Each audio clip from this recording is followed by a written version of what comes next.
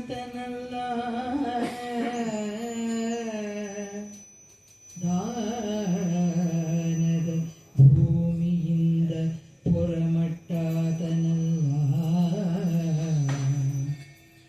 ಆಯು ತುಂಬಿ ಮಡಿದವನಲ್ಲ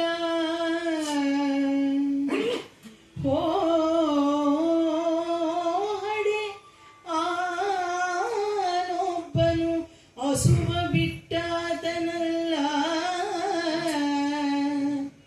ನಿಜ ಸತಿ ಸುತರ್ ಮಂತ್ರಿ ಸಹ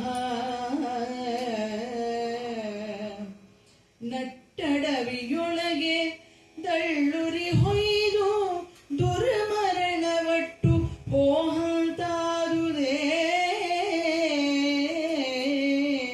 ಎಂದು ನೃಪತಿ ಮರುಗುತ್ತ ನೃಪತಿ ಮರುಗುತ್ತ ಮತ್ತಿಂತೆಂದನು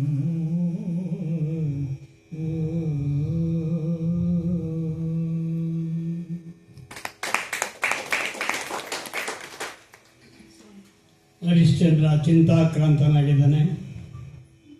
ಯೋಚನೆ ಮಾಡ್ತಾನೆ. ಮುಟ್ಟಿ ಕಾಶಿಯನು ಒಕ್ಕವನಲ್ಲ, ಮುಟ್ಟಿ ಕಾಶಿಯನು ಒಕ್ಕವನಲ್ಲ, ಮುನಿ ಋಣವ ಕೊಟ್ಟ ಆತನಲ್ಲ, ದಾನದ ಭೂಮಿಯಿಂದ ಪುರಮಟ್ಟ ಆತನಲ್ಲ, ಆಯು ತುಂಬಿ ಮಡಿದವನಲ್ಲ. ಓಹಡೆ ಆನೊಬ್ಬ ನಸುವ ಬಿಟ್ಟ ಆತನಲ್ಲ, ನಿಜ ಸತಿ ಸುತರ್ ಮಂತ್ರಿ ಸಹ ತಟ್ಟಡಿ ಒಳಗೆ ದಳ್ಳೂರಿ ಒಯ್ದು ದುರ್ಮರಣ ಒಟ್ಟು ಅಂತಾದುದೇ. ನೃಪತಿ ಮರುಗಿದನು. ಅವನು ಏನು ಅವಧಿಯನ್ನು ತೆಗೆದುಕೊಂಡಿದ್ದಾನೆ, ಅವಧಿ ಹಾಗೇ ಇದೆ.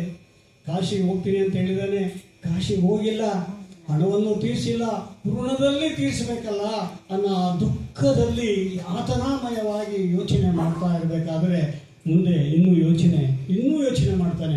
ಯಾವ ರೀತಿ ನಾನು ಸಾಯಬೇಕಾಗಿತ್ತು, ಎಂಥ ದುರ್ವಿಧಿ ನನ್ನನ್ನು ಇಲ್ಲಿ ತೆಗೆದುಕೊಂಡು ಬಂದಿದೆ ಅಂತ ಸಾಯೋದನ್ನು ಯಾವ ರೀತಿ ಸಾಯಬೇಕು ಅನ್ನೋದನ್ನ ಹೇಳ್ತಾನೆ. ದುರ್ಮುಖದಳು ಅಂತತನ ಹಸಿವಡೆಗೆ